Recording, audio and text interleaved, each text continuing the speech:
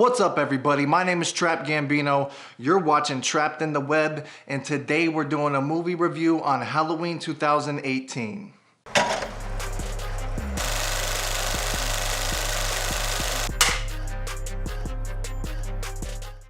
Right away, the music they chose for this movie is deep.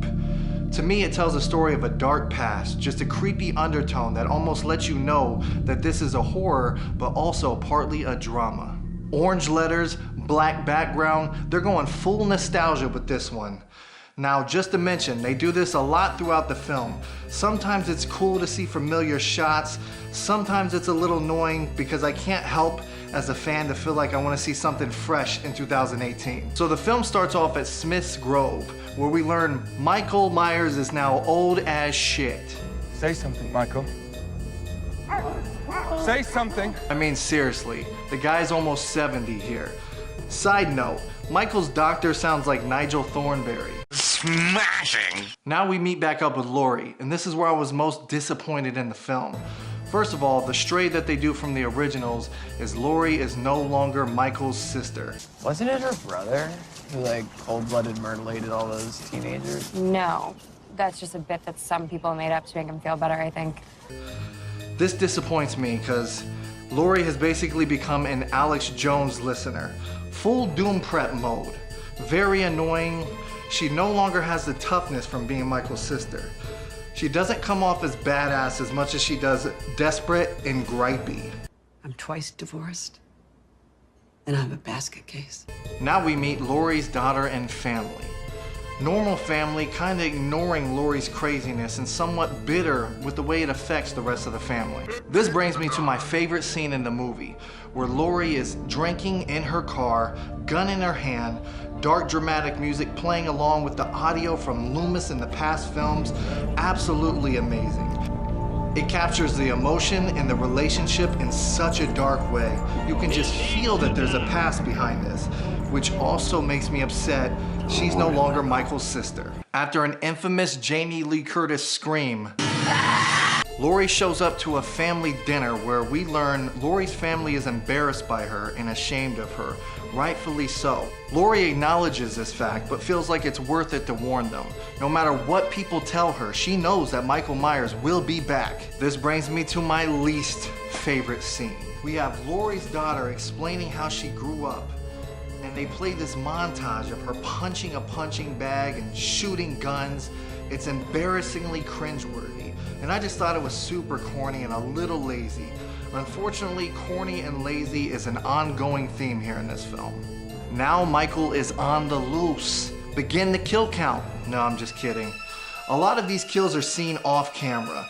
If it's already an R-rated movie, what's the point? That's corny and lazy. It's 2019. I want to see what Michael can do with some CGI. There's a scene where you see a man's jaw ripped clean off. Imagine seeing that shit. Laurie finds out about Michael's escape via local news channel. This is where she decides to set her plan into motion. Laurie has been preparing for this moment for a very long time. And I mean preparing. Remember when I said doom prep mode? I'm talking this chick has trap doors, guns around every corner. It's basically a fucking bat cave. Where did Laurie get the money for all of this? Hell, I don't know. Perhaps ripping off reporters? I'll accept my payment. Kill time again. The CGI here is on point. Michael Myers is now nonchalantly walking through the streets of Haddonfield, aimlessly looking for Laurie. At the same time, Dr. Nigel Thornberry, along with one police officer, is searching for Michael. Unfortunately for them, they find him. This is where one of the worst kills in Halloween movie history takes place. Michael Myers stomps on a guy's head, and Bush's baked beans pour out of it like a food porn commercial. Cut to Laurie and her family preparing for Michael's arrival. Apparently, during this 30-year prison stint, Michael's been hiding a GPS up his ass instead of a chef knife. There's a few plot holes like this throughout the film. Maybe Michael is some mythical 70-year-old creature that somehow knows the location of his surviving victims. The one that got away. Knock knock, Michael's here. Blood's on his knife, Viagra's at its peak, and Laurie is setting her trap. Pun intended. After an epic fight scene between between old man murderer and some girl named Lori, she finds herself thrown off of a fucking roof. We're distracted by Lori's daughter's scream. Michael looks away, then looks back to find Lori's body missing. Sound familiar? Michael is now searching through the house for Lori's daughter. The GPS must be kicking in again because he somehow smells them out through a trap door. Using his old man strength, Michael rips off the door, exposing Lori's vulnerable family, who's now surrounded in a room by shotguns and crossbows and shit. That's right, this was all a setup, and now they have Michael just where they want him.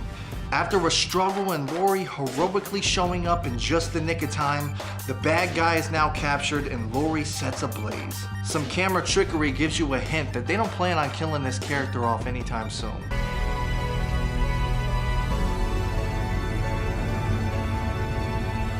The film ends with traumatized Lori and family riding off into safety with, again, more hints of a sequel.